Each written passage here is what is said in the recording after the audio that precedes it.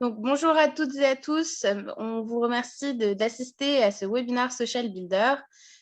Social Builder est une association qui promeut l'égalité et la mixité au sein dans le numérique et nous organisons régulièrement des webinaires. Donc, pour cet avant-dernier webinaire avant l'été, nous avons invité Sophie Guillot pour parler du sujet de fixer ses objectifs et les atteindre avec la méthode OKR, donc Objectif et Key Results. Sophie, je te laisse la parole pour te présenter et nous en dire plus. Oui, bien sûr. Alors, je vais vous partager mon écran, comme ça vous aurez accès à la présentation. Hop. Alors, normalement, vous ne voyez pas, excusez-moi, du coup, il y a un petit bug. Est-ce que vous voyez ma présentation? Alors, pas encore Sophie, mais je pense que ça va arriver. Là, il y a marqué que tu as commencé le partage d'écran, mais on voit rien du tout. Alors, désolée, je vais arrêter le partage, le petit bug. Alors, je ne comprends pas pourquoi, en fait, ma présentation a disparu. Donc, hop, excusez-moi pour le petit bug. Hop, là, et je vais vous la remettre. En fait, si j'étais tout simplement en diaporama, et donc je pense que ça n'a pas fonctionné. Donc là, normalement, c'est bon, vous la voyez. Oui, on voit tout, On va Sophie. pouvoir C'est bon. commencer. Donc, effectivement, on va parler d'objectifs. Aujourd'hui, on va parler aussi donc, de la méthode OKR. Donc, bon, je vais commencer par me présenter. Donc, moi, je m'appelle Sophie Guillot. Et en fait, ça fait 10 ans que j'accompagne les marques. En fait, j'ai toujours été passionnée attirée par le processus de création et développement d'une marque. Et en fait, c'est pour ça que j'ai commencé ma carrière en agence créa. Et après, j'ai pris le chemin des agences médias, où je suis notamment restée cette année. Et j'ai géré donc du coup des comptes sur des problématiques de croissance, donc notamment des startups comme Made.com ou Frishti, mais également des grands comptes comme Domino's et des institutions aussi comme la Fondation Cartier pour l'art contemporain. Donc j'avais un portefeuille assez varié. Et après, j'ai guidé le lancement d'une startup en France qui s'appelle ISMO et qui vise à démocratiser l'accès au marché financier. Mon accompagnement aujourd'hui prend une forme différente parce que j'accompagne aujourd'hui les entrepreneurs à se développer sur le web. Et donc, ça passe en fait tout simplement par construire leur positionnement et par choisir les bons leviers pour leur croissance. Et j'utilise notamment la méthode OKR pour établir une feuille de route avec les actions prioritaires qui feront qu'ils pourront atteindre leurs objectifs. Donc, j'aime beaucoup en fait cette méthode-là parce que je trouve qu'elle est quand même assez intéressante pour une mise en application effectivement de ces objectifs et surtout aussi des actions qu'on pourra mettre en place pour pouvoir les atteindre.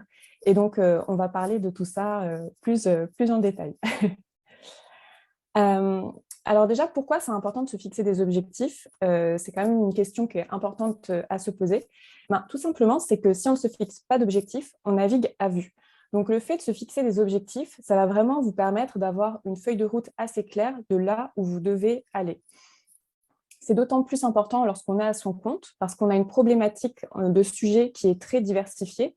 On a beaucoup de tâches à gérer. On a à la fois ses compétences métiers et on a à la fois les compétences, on va dire, transverses, comme par exemple de communication et de marketing. Donc, c'est hyper important de pouvoir gérer tous ces sujets-là de manière à pouvoir aller vers sa croissance, vers là où on veut aller. Et un point assez essentiel à avoir en tête, pardon, c'est que pour structurer son activité, c'est pas forcément une expérience c'est pas forcément une question d'expérience, de recrutement ou de budget. C'est vraiment une question de méthodologie. C'est-à-dire que vous pourrez avoir toutes les compétences marketing, si au final vous n'avez pas la capacité de mettre en place, on va dire, vos actions, vous serez toujours bloqué ou en tout cas vous n'aurez pas forcément la feuille de route et tout ce qu'il y a autour pour vous permettre de structurer votre projet. Donc, la notion de méthodologie, elle est très importante lorsqu'on monte son projet et lorsqu'on le construit et lorsqu'on le nourrit, parce que c'est vraiment ça qui va faire que vous allez pouvoir progresser. Et donc, c'est là qu'on va parler du coup de la méthode d'OKR et l'intérêt de cette méthode-là. Alors déjà, OKR, c'est Objective et Key Result en anglais, en français, Objectif et Résultats clés. Donc, c'est tout simplement une méthode de management qui permet de déterminer ces grands objectifs et les résultats clés qui y sont associés. Je rentrerai un petit peu plus dans le détail après pour que ce soit un petit peu plus clair, mais ayez vraiment en tête cette notion de feuille de route avec les actions prioritaires qui seront à réaliser en faveur de votre activité. Donc, pour vous parler un petit peu de tout ça, on va avoir un agenda, c'est-à-dire qu'on va voir en premier temps, déjà, c'est quoi vraiment les OKR et pourquoi ça fonctionne. Après, on verra un peu plus en détail dans le concret comment on se fixe ses objectifs. Et en troisième partie, que faire pour les atteindre, parce que c'est bien gentil de parler d'une mise à plat, et voilà, mais c'est surtout aussi après comment on est dans l'action. Et ça, c'est un point qui est assez essentiel. Donc, les OKR, donc à la base, je vous en ai déjà un peu parlé, c'est un système de management qui est utilisé dans les organisations. Alors, il faut savoir que ce n'est pas une méthode récente, c'est même une vieille méthode parce qu'elle a été développée dans les années 70 par Andy Grove, qui était alors le CEO d'Intel, qui était un vrai gourou du management. Et Andy Grove, il va en fait former John Doerr, qui lui-même va devenir investisseur de Google. Et donc, c'est John Doerr qui va introduire la notion des OKR à Google. Google va se l'approprier. Et aujourd'hui, si vous faites des recherches sur Internet, vous verrez que les OKR, c'est vraiment associé à Google parce que c'est vraiment Google qui a popularisé cette méthode. Pour Google, c'est vraiment ce qui leur a permis de faire x10 parce que ça leur a permis en fait de respecter les deadlines et d'aller vers les actions qui sont prioritaires pour l'entreprise. Donc, il y a vraiment cette notion d'OKR qui est très rapprochée autour de Google aujourd'hui. C'est une notion qui est toujours d'actualité. C'est ça qui est intéressant, c'est qu'elle n'a pas pris de coup de vieux, quoi. C'est toujours d'actualité. Elle est utilisée par les grandes entreprises et les startups, notamment Netflix, Amazon, mais il y en a encore beaucoup d'autres. Et pourquoi? Parce qu'en fait, elle est assez pertinente pour accorder tout le monde sur la vision de l'entreprise. Il y a une notion de transparence et de partage des informations qui est très intéressante avec les OKR. C'est-à-dire qu'on ne fait pas les OKR dans une organisation, on les garde pour soi. On va vraiment être dans la notion de partage, c'est vraiment la transparence. Du coup, ce qui permet d'aligner les équipes, comme les informations sont partagées de manière complètement uniformisée, et ça permet aussi de cadrer les missions, parce que du coup, les efforts vont vers un but commun et tout le monde travaille en fait pour aller vers les objectifs. Donc, c'est vraiment cette notion aussi de transparence, mais aussi du fait que l'on cadre vraiment les actions vers ce qui est prioritaire. Je ne vais pas aller plus loin sur les OKR au sein des organisations parce que ce n'est pas le sujet aujourd'hui, ce n'est pas ce qui nous intéresse. Je veux vraiment aussi vous dire que c'est forcément adapté au monde entrepreneurial. Et pourquoi? Parce que vous l'aurez compris, ça permet de se fixer des objectifs, mais surtout, ça permet de s'organiser et de savoir mesurer. Parce qu'en fait, la difficulté, ce n'est pas tant en soi de fixer des objectifs quand on utilise la méthode. La difficulté, ça sera surtout d'être dans le suivi et d'être dans la mesure. Et je pense qu'aujourd'hui, peut-être même dans votre activité et dans votre pratique peut-être des objectifs, vous pouvez peut-être le ressentir, c'est vraiment une des problématiques. Ce n'est pas tant en fait de les mettre à plat sur le papier, c'est après de les suivre et de mettre toutes les actions nécessaires vers vos objectifs. Et cette méthode, elle permet ça. John Doerr explique, c'est une notion assez intéressante, en fait, les OKR, pour lui, c'est un peu le yin et le yang de l'efficacité. C'est-à-dire qu'un objectif sans résultat clé, ça reste qu'un désir, et des résultats clés sans objectif, ça reste qu'une to-do list sans but. Donc, on a vraiment besoin des deux pour être efficace. Et donc là, vous voyez concrètement à quoi ressemblent les OKR. Et donc, l'intérêt, quand on applique les OKR, c'est que chaque tâche contribue à la réalisation des objectifs. Donc, vous allez avoir des tâches qui sont rattachées à des résultats clés, qui eux-mêmes sont rattachés à des objectifs. Je vais vous expliquer un petit peu plus tout ça en détail après. Mais ce qu'il faut comprendre, c'est qu'on perd moins de temps et d'énergie sur des choses qui ne servent pas de but, puisque du coup, tout sera concentré vers l'atteinte de cet objectif. Alors, comment se fixer les objectifs? C'est quand même aussi une question quand même très importante.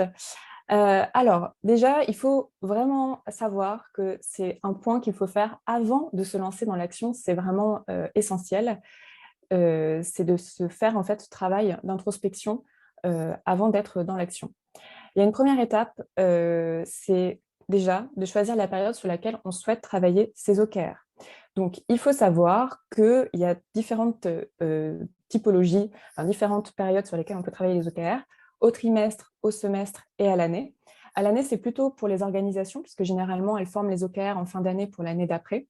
Mais pour vous, en tant qu'entrepreneur, ce que je vous conseille, c'est de le faire au trimestre ou au semestre. Donc là, par exemple, vous voyez, on est en juin, juillet, août, septembre, ça peut être intéressant peut-être de faire des OKR.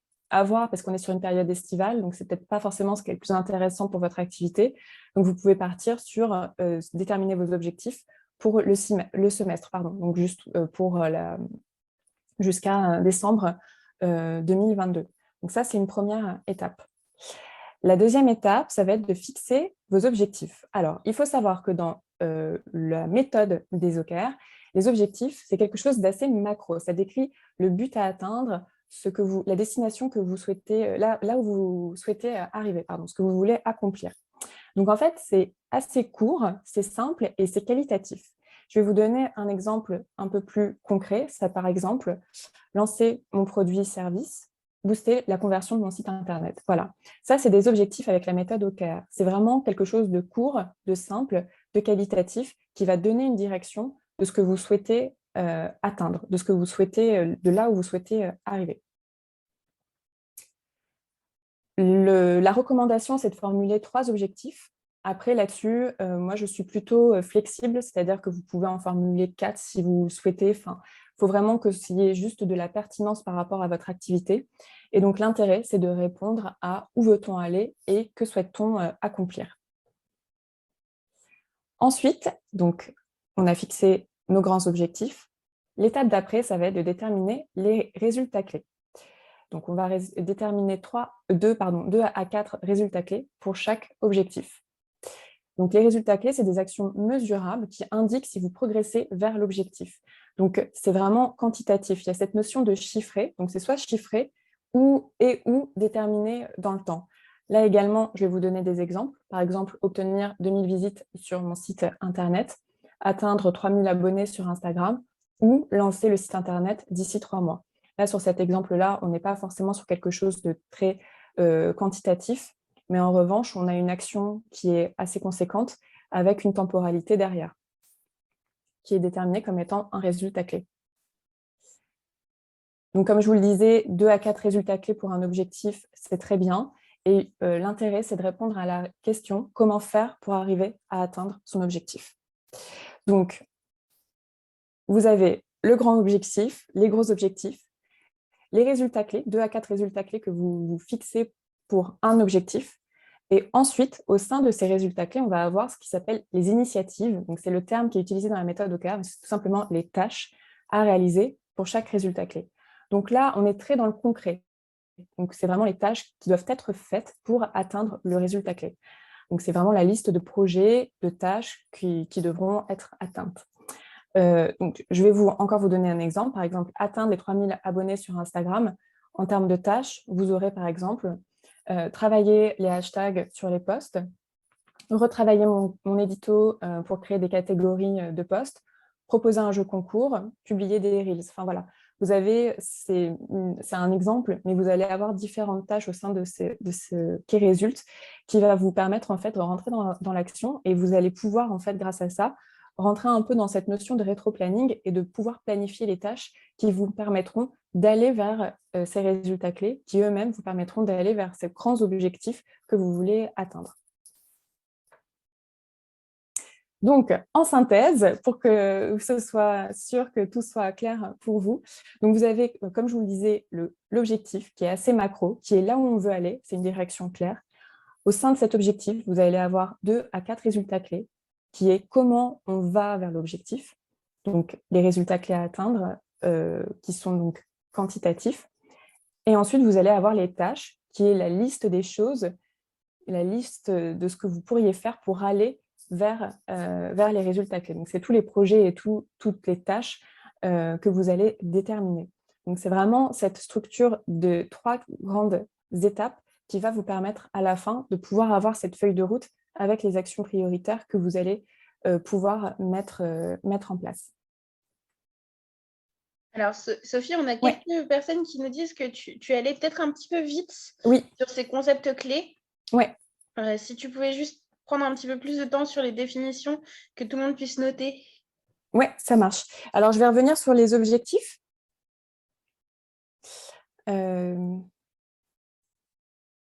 Donc, alors, je vais peut-être mettre le chat pour voir si quelles sont les questions peut-être un petit peu plus au niveau... Alors, on n'a pas eu de questions particulières, mais c'était D'accord, la remarque que ça allait un peu trop vite, notamment au niveau des slides et des explications. Donc, deux personnes d'accord, ont fait ce retour. d'accord. Ok, ça marche.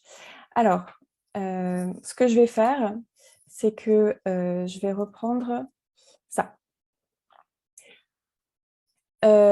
Lorsque vous utilisez les OKR, ayez en tête que c'est du coup ce système-là. Donc, la première étape, comme je vous le disais, ça va être d'abord de déterminer en fait votre priorité en termes de temporalité. Sur quelle période vous souhaitez travailler vos objectifs? Est-ce que ça va être le trimestre? Est-ce que ça va être le semestre? En termes entrepreneurial, je ne vous conseille pas de travailler à l'année, ça c'est vraiment dans un système des organisations. Mais déjà, vous, en tant qu'entrepreneur, dites-vous au trimestre ou au semestre, quelle est la période laquelle est la plus pertinente pour moi pour travailler mes grands objectifs. Vous avez déterminé, on va dire, 3 grands objectifs. C'est des objectifs très macro, comme par exemple lancer mon service, mon produit, booster les conversions de mon site internet, augmenter la notoriété de ma marque. Enfin, voilà, c'est des choses qui sont assez qualitatives et qui vont vous donner une direction. En termes d'objectifs, vous pouvez avoir plus ce qui est orienté business, par exemple. Vous pouvez avoir ce qui est orienté autour des clients. Vous pouvez avoir ce qui est orienté autour de votre organisation. Ces différentes typologies d'objectifs que vous allez définir. Dites-moi si c'est clair et du coup, si je dois encore éclaircir certaines choses.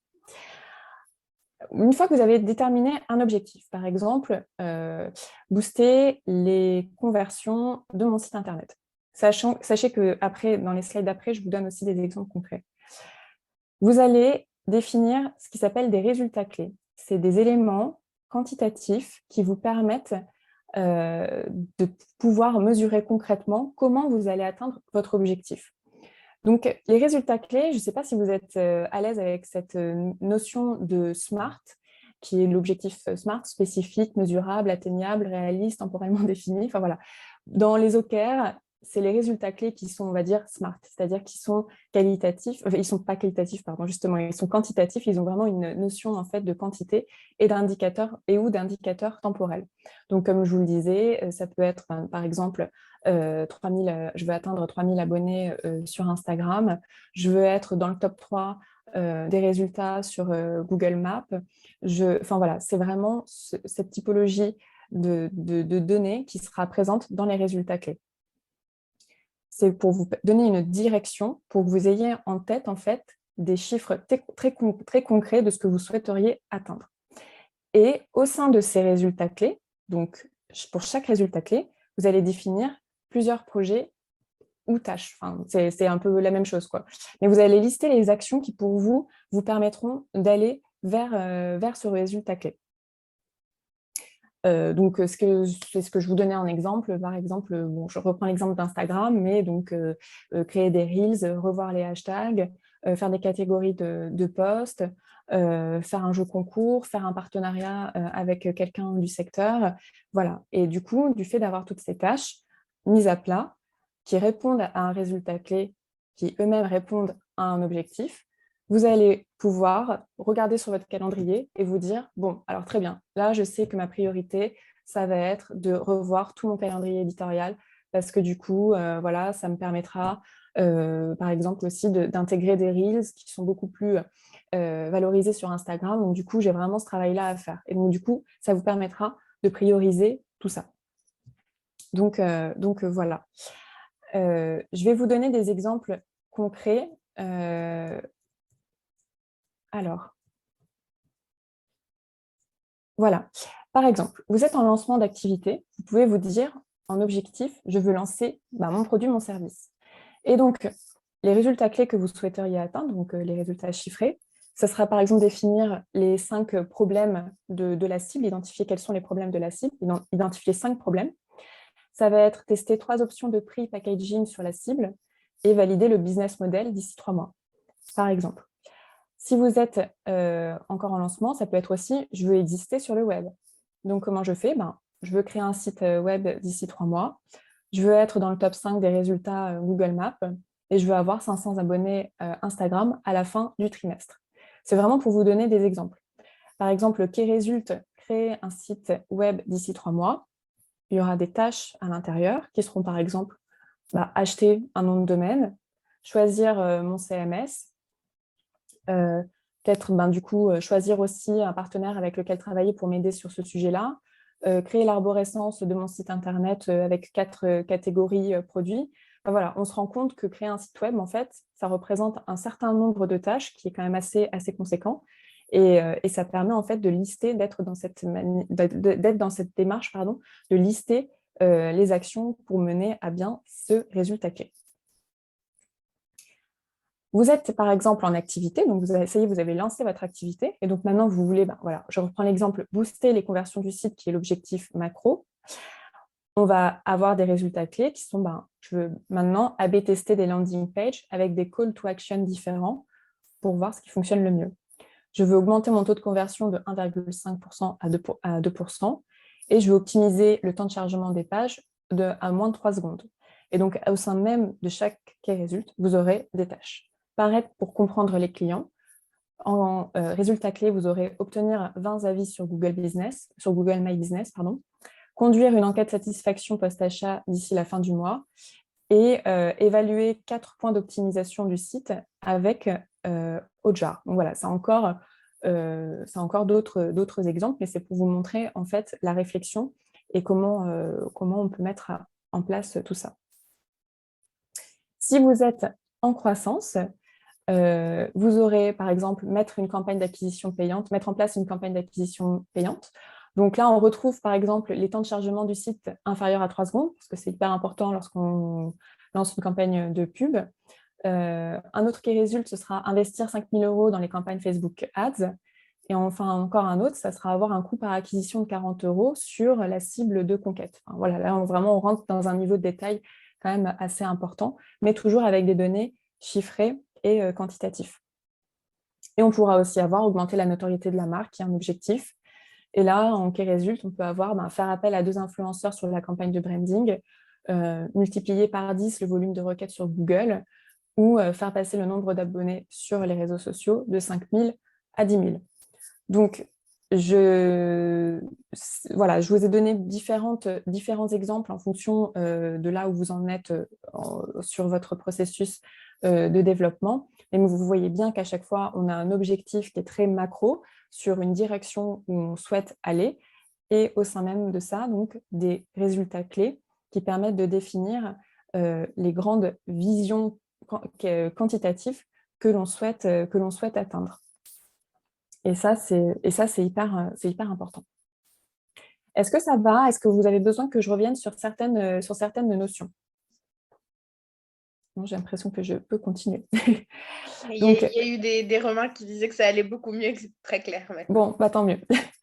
Donc, maintenant que vous avez compris comment fonctionnent les OKR, c'est bien mignon, mais maintenant, il faut savoir aussi, OK, j'ai mes objectifs, j'ai mis à plat mes objectifs, mais maintenant, comment je fais pour les atteindre? Et donc, ça, c'est une étape qui est, on va dire, la dernière, mais pas des moindres, parce qu'en fait, elle est très, très importante. C'est la mesure des OKR. C'est vraiment la force de cette méthode, c'est parce qu'en fait, elle nous incite à rentrer dans une notion de mesure. C'est assez indispensable de suivre ces OKR une fois par mois pour voir en fait si on est sur la bonne voie pour atteindre ces objectifs. Cette méthode, elle invite à la discipline, c'est-à-dire vraiment à être dans le suivi des actions que l'on fait. C'est quelque chose qui est vraiment important parce que si vous mettez à plat vos objectifs et que vous ne les regardez plus jamais, eh bien, tout simplement, ça vous servira moins que si vous les suivez. Puisque potentiellement, les mettre à plat, ça vous donne une direction, mais au fur et à mesure, vous pouvez aussi sortir de votre direction et prendre un autre chemin. Donc, c'est vraiment important d'être dans ce suivi parce que ça va vous permettre tout simplement de vous remettre sur la bonne voie.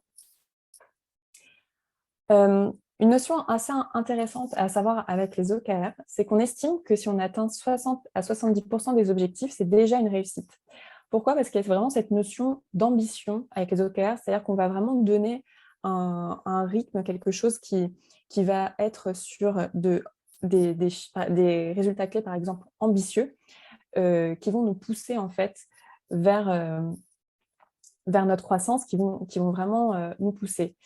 Avec les OKR, on estime que si on atteint 100% des objectifs, c'est que ce n'était pas assez ambitieux. Donc, ça veut dire qu'en fait, on aurait pu aller encore plus loin dans la détermination des résultats clés. Avec ça, il faut être assez attentif aussi, parce qu'il ne faut pas être trop ambitieux. Par exemple, si vous avez atteint que 30% de vos objectifs, c'est que potentiellement, vous avez été trop ambitieux. Et ce n'est pas forcément positif non plus, dans le sens où si vous êtes trop ambitieux, vous allez être déçu et ça peut avoir un effet inverse, c'est-à-dire que vous n'aurez pas l'effet booster de vous dire « bon, c'est bon, je suis dans une bonne dynamique ». Et ça peut du coup avoir un effet un peu plus négatif. Donc vraiment, l'enjeu, c'est de trouver un bon compromis pour avoir des objectifs ambitieux, mais réalisables quand même. Pour le suivi des OKR, il y a plusieurs outils gratuits à disposition. Il y a aussi des outils payants, mais je ne vous en parlerai pas parce que c'est vraiment dans un système d'organisation.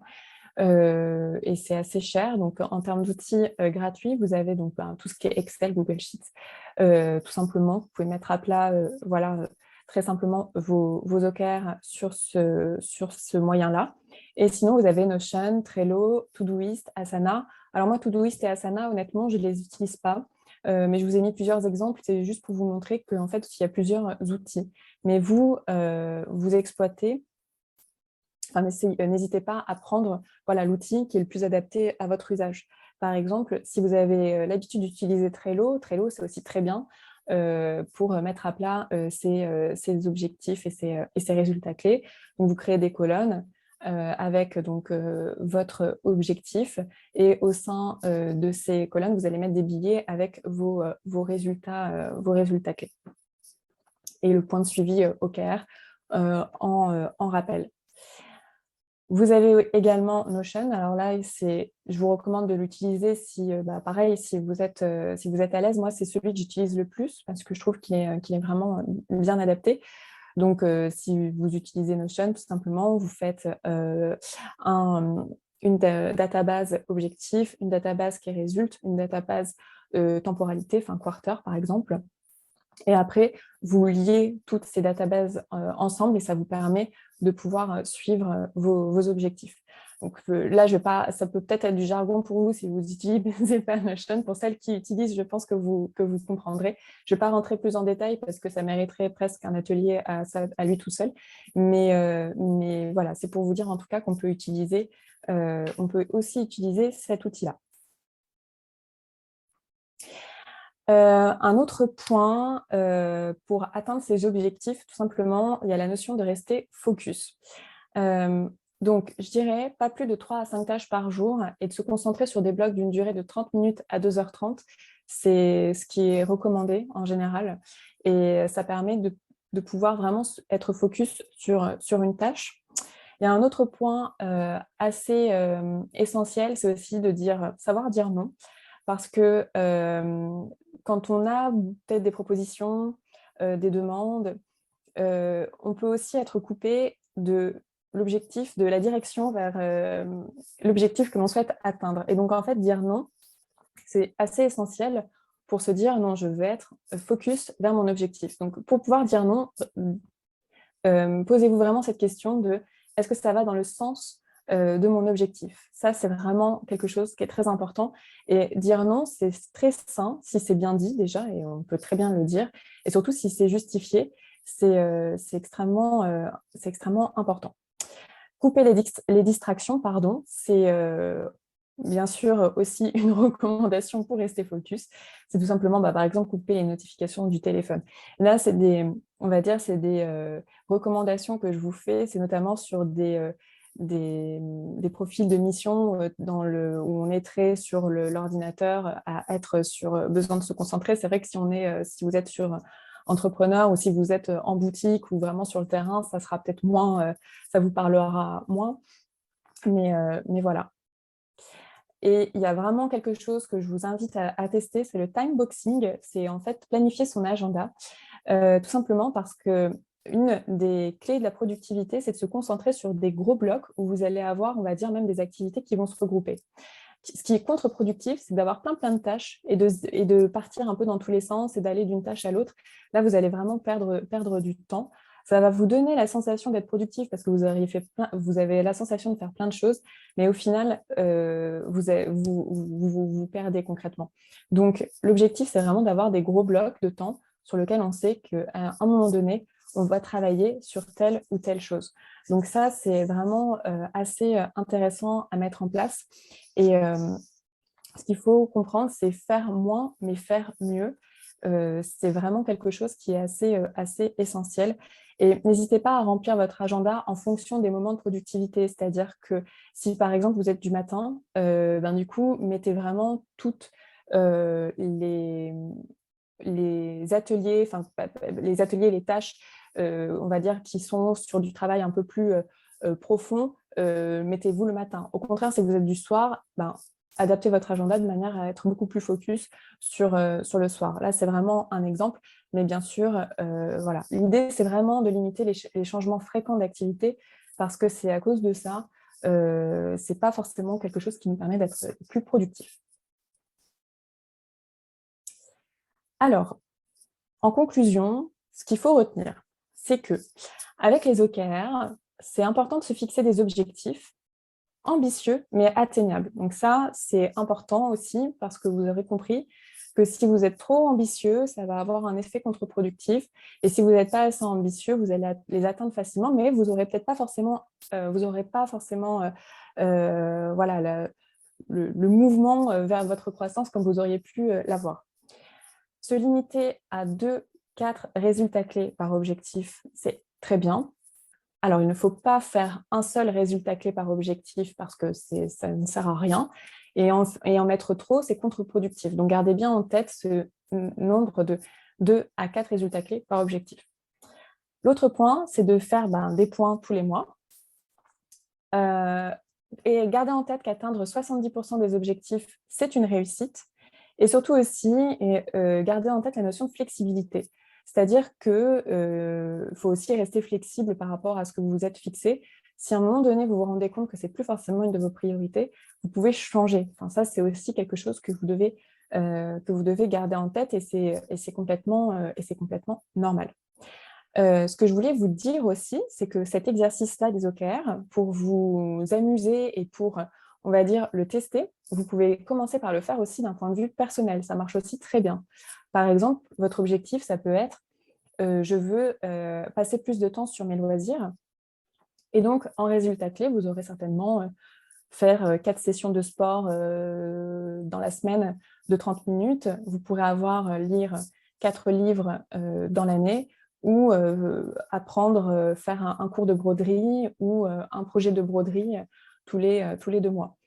C'est des choses qui peuvent être aussi réalisées et du coup, je vous encourage peut-être même à commencer par ça parce que du coup, vous aurez la possibilité de rentrer dans les OKR d'une manière ludique. Et surtout que ça fait sens quand on est à son compte de corréler le pro et le personnel parce qu'on n'a pas toujours en fait le cadre qui nous permet de diviser les deux. Donc de pouvoir faire aussi vos OKR sur on va dire un focus personnel, ça peut être aussi intéressant pour vous permettre d'avoir un certain équilibre de vie entre le personnel et le professionnel.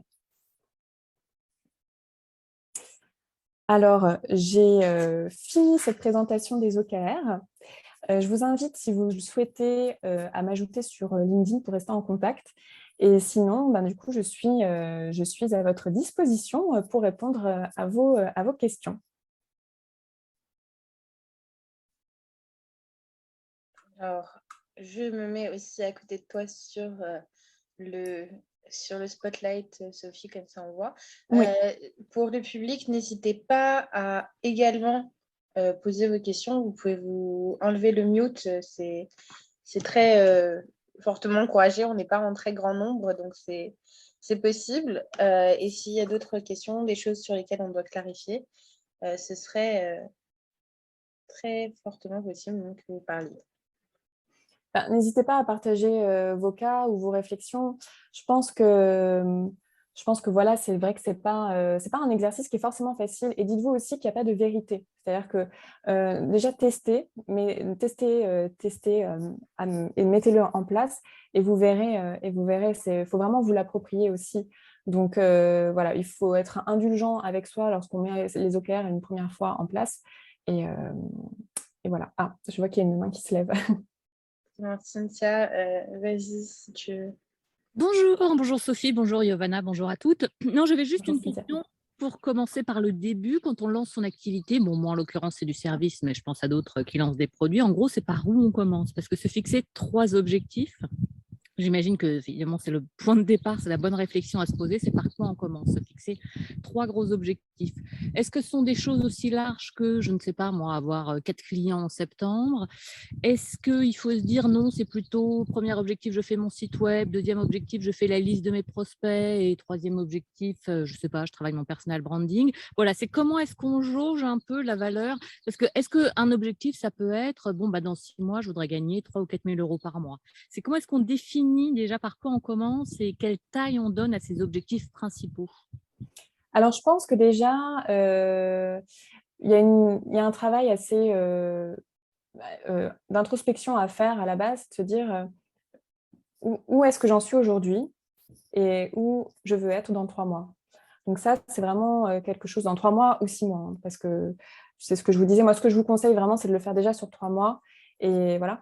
Et donc ça permet déjà de répondre à cette question. En termes de lancement d'activité, ben, du coup, ça dépendra aussi également du process où on en est, parce qu'effectivement, un lancement d'activité, ça passe par un process quand même un petit peu long.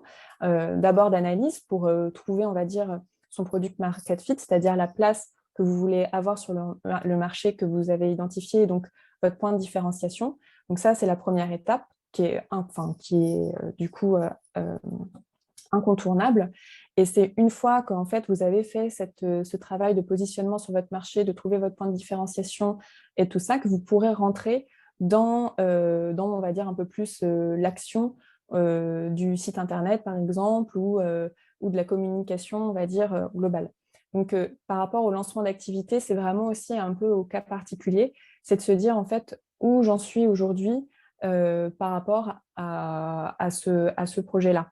Donc, parce qu'on peut être dans un projet d'idéation où les choses ne sont pas claires encore dans sa tête et donc on a besoin vraiment de le définir.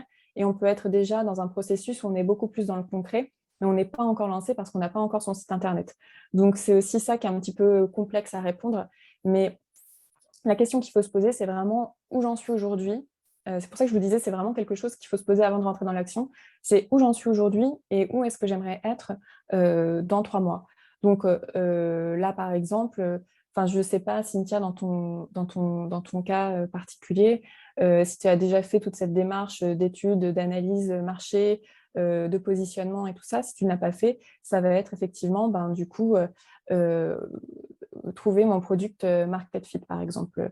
Et puis, dans les résultats clés, tu auras potentiellement les exemples que j'avais donnés, c'est identifier 5 problématiques clients, identifier une proposition de valeur différenciante d'ici la fin du mois.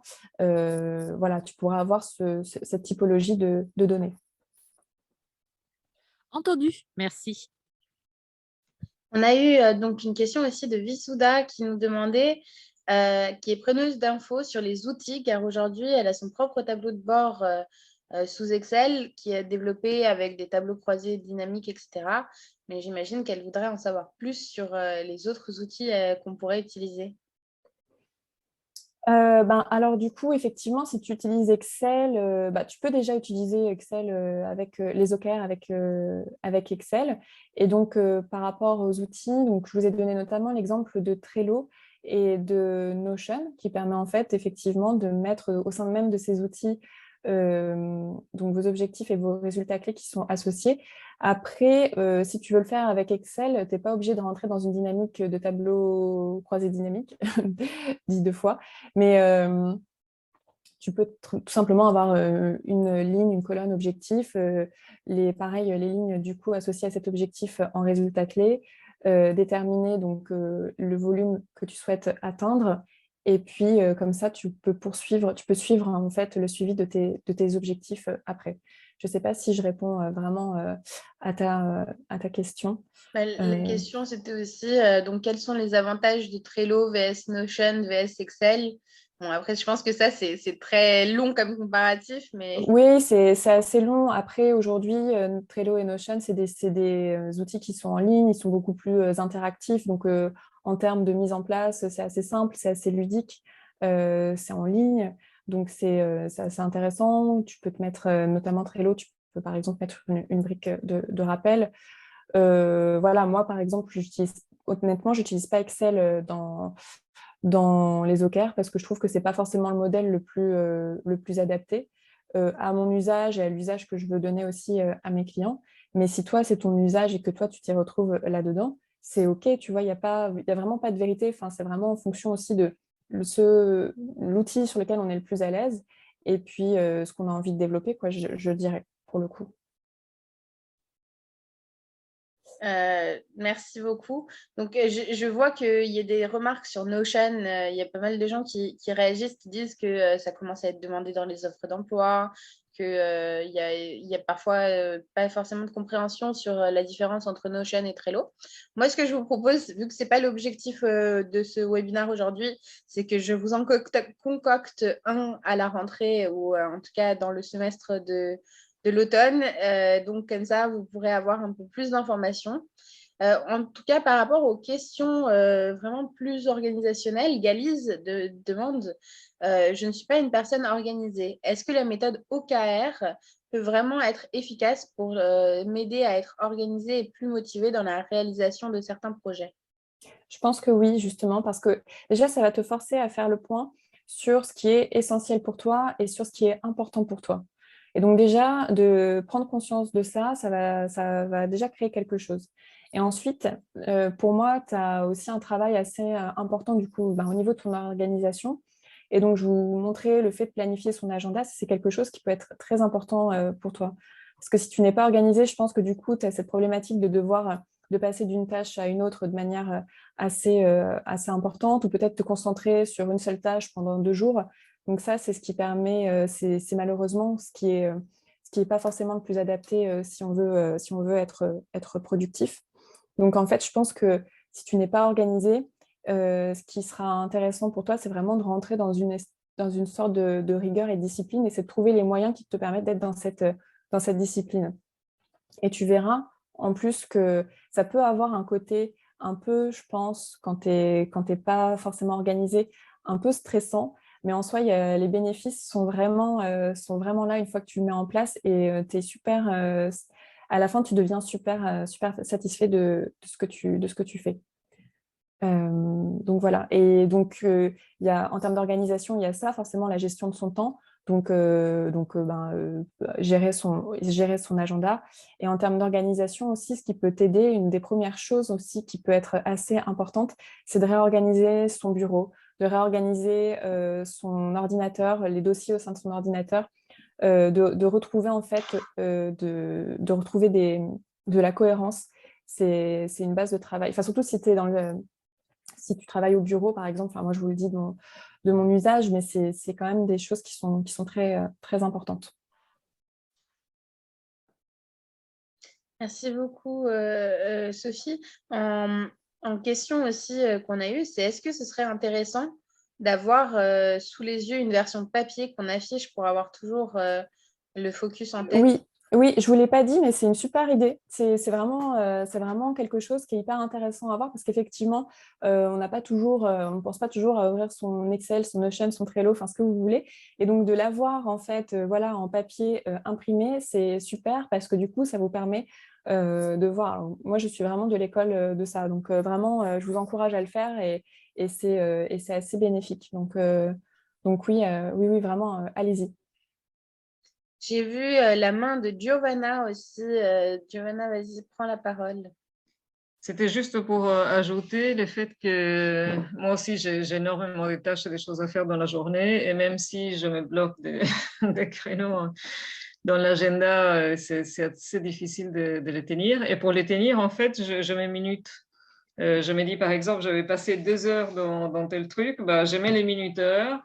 À chaque fois que j'interromps, parce qu'il y a quelqu'un qui m'appelle ou autre, j'enlève le minuteur, je l'arrête et puis je reprends. Et je me suis rendu compte qu'effectivement, tous les 45 minutes, 1 heure, bah, je passe d'une tâche à une autre. Mais au moins, là, j'en ai conscience. Oui, c'est déjà une première étape. Après, la deuxième étape, ce sera de te dire, tu as cet appel, pourquoi tu réponds? Ça, c'est une question aussi à se poser, c'est-à-dire que ce n'est pas parce qu'aujourd'hui, on est joignable effectivement sur tous les biais, donc par téléphone, par email, par message, etc., qu'on doit répondre. Et aussi sortir de cette injonction-là, ça permet aussi de se libérer et d'être beaucoup plus concentré par moment sur ce dont on doit être concentré. Et c'est vraiment, c'est pas forcément facile. En fait, il faut aussi distinguer la notion d'urgence. Effectivement, si on nous appelle pour une urgence ou s'il y a vraiment une urgence, d'accord. Mais il faut aussi se donner l'agilité de dire, bah, en fait, peut-être que là, du coup, répondre à cet appel, bah, ce n'est pas prioritaire pour moi. Et donc, du coup, j'accepte de ne pas répondre. Mais déjà, d'avoir conscience des choses, c'est une première étape, je trouve. Donc, je trouve ça quand même très positif. Et après, c'est effectivement quels sont les tips qu'on peut mettre en place pour pouvoir aller encore plus loin. Voilà. Sophie, ce que je peux te proposer, c'est peut-être qu'on arrête le partage d'écran, comme ça on peut Oui, voir aussi bien sûr. les miniatures des Voilà. participantes. Si vous voulez discuter et parler, ce sera plus facile aussi. Donc, moi, j'ai vu quand même que dans le chat, il y avait Galice qui répondait. Donc, merci beaucoup, que ça lui apprendra, en effet, en utilisant cette méthode, à planifier son agenda et ne pas s'éparpiller et aller de l'avant. Oui. Caroline faisait la remarque qu'elle utilisait beaucoup plus l'écrit papier parce que ça matérialise beaucoup plus les choses. Oui, ben ça, c'est vraiment… En fait, je trouve que voilà, il faut faire vraiment par rapport à son usage, hein. Moi, je vous donne des outils, par exemple, qui sont assez digitaux, mais si vous êtes beaucoup plus papier, c'est complètement OK. Enfin, vraiment, il faut être vraiment dans l'usage qui vous convient à vous. Voilà. Et je vous invite vraiment, par exemple, avant de faire tout ce côté planifier votre agenda, de faire vraiment les OKR en amont, parce que du coup, ça va vous permettre de lister les tâches, d'avoir une vision très claire des tâches qui sont prioritaires pour vous. Par exemple, vous vous rendrez peut-être compte que ce qui est prioritaire pour vous, ben, c'est en fait de créer du contenu en social media ou ben, peut-être travailler votre contenu SEO. Et donc, en fonction de ça, vous pourrez vous planifier des blocs de tâches qui vous permettront de répondre à ça. Donc, je vous invite vraiment à essayer de faire cet exercice. Et encore une fois, je vous dis, soyez vraiment indulgente avec vous-même parce que du coup, ce n'est pas forcément un exercice très simple à faire. Et donc, ce que je vous invite même à faire, c'est de lister tout ce qui vous vient en tête. Tous les objectifs, les gros objectifs macro qui vous viennent en tête, vous les listez et vous en gardez 3 parmi tout cela. Ensuite, vous faites la même chose pour les résultats clés. C'est-à-dire qu'une fois que vous avez choisi un objectif, vous avez listé plein de résultats clés, tout ce qui vous vient, même si ce n'est pas forcément très quantitatif ce que vous notez dans un premier temps. Notez tout ce qui vous vient en tête et après, vous ferez le tri. Mais ça vous permettra du coup de trouver une direction qui vous convienne. Et donc, Galise, elle se posait la question, et tu as appris cette méthode OKR avec des livres, ou comment tu t'es formée dessus? Alors, je me suis approprié cette méthode par mon expérience professionnelle, en fait, parce que, alors, ce n'était pas appliqué dans l'organisation dans laquelle moi je travaillais, mais j'ai travaillé avec des personnes dont l'organisation était gérée par les OKR. Donc, c'est comme ça, en fait, que j'ai été introduite à cette méthode des OKR. Et après, je me suis formée effectivement beaucoup, du coup, alors, il y a un livre qui existe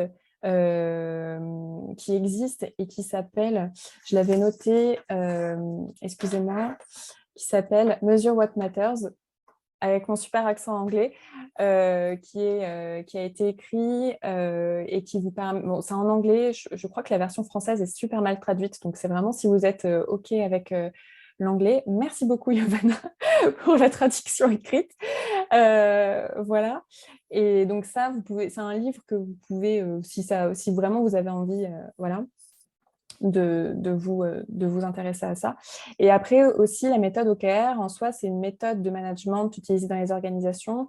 Mais ce que j'ai réalisé aussi, moi, à mon propre usage, c'est qu'en fait, c'est une méthode que j'utilisais déjà quelque part. Et ça a permis, le fait de vraiment m'intéresser aux OKR, ça m'a permis de vraiment structurer toute ma démarche. Et c'est pour ça aussi que j'utilise aujourd'hui avec les clients que j'accompagne, parce que du coup, je trouve qu'elle est assez intéressante sur ce processus voilà, de feuille de route. Moi, c'est ce que j'aime bien avec les OKR, c'est que c'est vraiment cette idée de feuille de route, ce qui est prioritaire. Je vois, il y a Cynthia aussi qui a une question. Cynthia, vas-y. Ah oui, Oui, alors je suis à la campagne, je vous fais c'est profiter du sympa.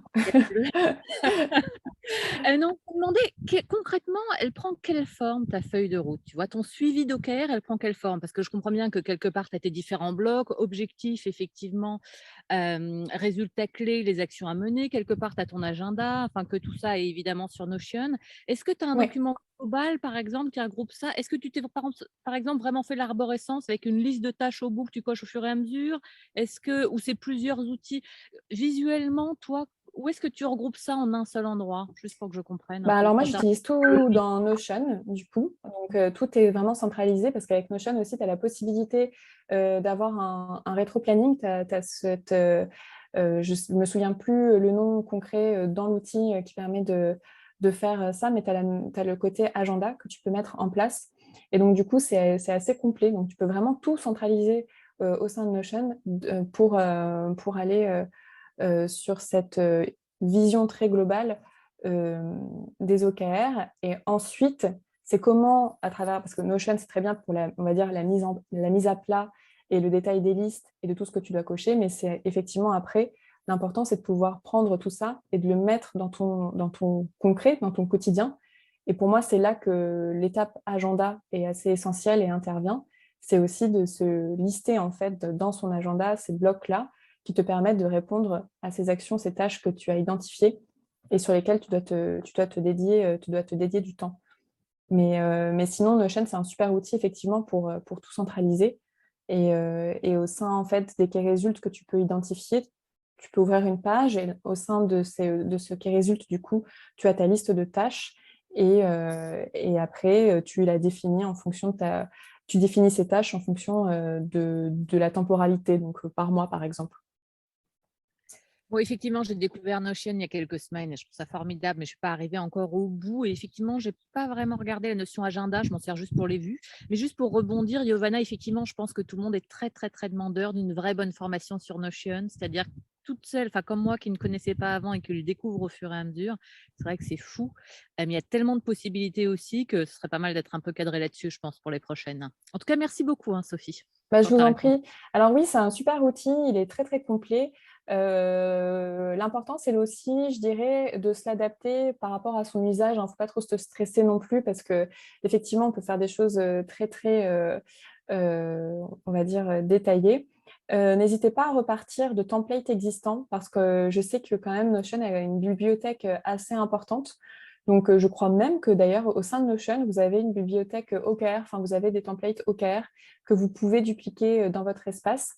Et sur Internet, il y a énormément de ressources gratuites de templates, donc n'hésitez pas à vous en inspirer pour vous faire gagner du temps aussi, parce que construire un espace, ça prend du temps. Construire un template, ça prend énormément de temps, surtout si vous n'avez pas en fait encore aujourd'hui les compétences techniques Notion, parce qu'il faut quand même avoir un peu l'outil en main. Donc moi, ce que je vous recommande, c'est vraiment, n'hésitez pas à rechercher des ressources gratuites. On a eu des réactions aussi de différentes participantes. Claire qui nous dit qu'elle utilise beaucoup les cartes mentales pour lister les objectifs, les résultats, les tâches. Tandis que Emma aussi disait qu'elle faisait aussi beaucoup ça, la structure des cartes mentales qui structure les différents objectifs. Oui, ouais, c'est très intéressant. Et en fait, je pense que voilà, si vous êtes très visuel, parce qu'effectivement, il y a ce côté quand même avec ces outils-là. Alors, je ne sais plus, il y a Wishmickle. Alors, encore une fois, je le prononce pas du tout bien. Il y a peut-être mind mapping en termes d'outils là-dessus. Donc, effectivement, si vous êtes très visuel, c'est aussi intéressant de pouvoir le mettre là-dessus. Ce qui est très bien pour ça, avec ces outils de carte mentale, c'est qu'effectivement, ça vous permet de le visualiser. Donc ça, c'est super. En revanche, pour le suivi, c'est pas des outils qui sont forcément les plus appropriés. Donc voilà, moi, c'est pour ça que je vous parlais plus d'Excel, Notion ou Trello. Mais effectivement, c'est quand même pour mettre à plat ces objectifs, ces résultats et ces tâches, c'est une bonne option aussi. Moi, j'avais une question. Quand tu disais qu'il fallait être très ambitieux sur la mise en place des OKR, comment tu te retrouves à ne pas justement être trop ambitieux? Puisque quand tu es entrepreneur, tu as 1 million de tâches. Ça, c'est ce que tu as commencé par expliciter. Mais je sais que tu dois choisir tes priorités, mais tout a l'air prioritaire. Donc, Oui. comment est-ce que tu peux être à la fois ambitieux et réaliste? Oui. Eh ben, je dirais que la première étape, c'est de partir sur sa temporalité, justement. Comme je te le disais, c'est que tu fixes pour le trimestre ou pour le semestre, mais plutôt pour le trimestre. Et donc déjà, là, tu as une réalité, c'est la réalité du temps. C'est-à-dire en 3 mois, qu'est-ce que tu es capable de faire? Et donc, tu sais qu'en 3 mois, si par exemple, tu viens de construire ton compte Instagram, tu pourras peut-être pas aussi facilement atteindre les 1000 abonnés, enfin, à moins qu'il se passe un truc de fou. Mais 1000 abonnés au bout de 3 mois, c'est quand même relativement rare, on va dire, si on est sur une construction d'une communauté, tout ça, si on est sur un lancement de marché. Donc, c'est ça aussi qui permet de définir en fait ces objectifs de manière ambitieuse et réaliste. C'est aussi cette notion de temps, c'est-à-dire qu'est-ce qu'il est possible de faire en fonction du temps. Et on peut se tromper, enfin, on a le droit de se tromper en fait aussi, hein, c'est de se dire, ah bah là, en fait, non, j'ai été un petit peu trop loin, ou au contraire, en fait, j'ai été peut-être un petit peu trop pessimiste. C'est aussi, c'est la difficulté, c'est aussi cette côté d'avoir des compétences, c'est-à-dire de savoir aussi quel est la bonne balance. C'est aussi, c'est vrai, une question de compétences. Je pense notamment quand on est à son compte, sur des compétences communication et marketing sur lesquelles on n'est peut-être pas toujours ultra formé. Et effectivement, on doit se positionner là-dessus. On apprend aussi en faisant ou en se faisant accompagner. Du coup, moi, j'aide à ce niveau-là. Mais voilà. Mais pour moi, en fait, vraiment, tout part de cette notion de temporalité parce que ça te permet vraiment de te donner un axe. Alors, je ne sais pas s'il y a encore des questions, n'hésitez pas. Sinon, on va conclure. Pile à temps, en plus. Mais en tout cas, sachez que Sophie est disponible si vous avez envie d'approfondir cette question dessus ou même sur le marketing digital. Et si vous avez envie d'approfondir aussi plus généralement les différentes possibilités, soit créées par l'entrepreneuriat, soit par le digital, Social Builder vous accompagne par des formations, donc Sons pour les entrepreneurs qui lancent leur activité ou d'autres formations pour vraiment s'approprier un métier du digital. Donc, n'hésitez pas à jeter un œil sur notre site pour retrouver les formations. Et si l'on travaille à côté, est-ce qu'on peut participer? Alors, malheureusement, il faut être demandeuse d'emploi pour s'inscrire au programme SUNS. Mais en tout cas, vous avez pas mal de ressources aussi que l'on vous partage régulièrement avec les webinars. Donc, n'hésitez pas à vous abonner à la chaîne Eventbrite ou à la chaîne YouTube où l'on reposte aussi les replays. Donc, Sophie, je te remercie beaucoup. Oui, merci à toutes en tout cas. Voilà, et n'hésitez pas effectivement à prendre, vous avez mes contacts, donc LinkedIn et email si jamais. Et voilà, j'étais ravie de faire cet atelier avec vous. Voilà, moi je vous enverrai dans la foulée le replay et le PowerPoint. Laissez-moi quelques jours le temps de le monter et vous aurez tout sur YouTube. Voilà, très bonne journée à toutes. Au revoir. Merci à tous. Merci. Au revoir.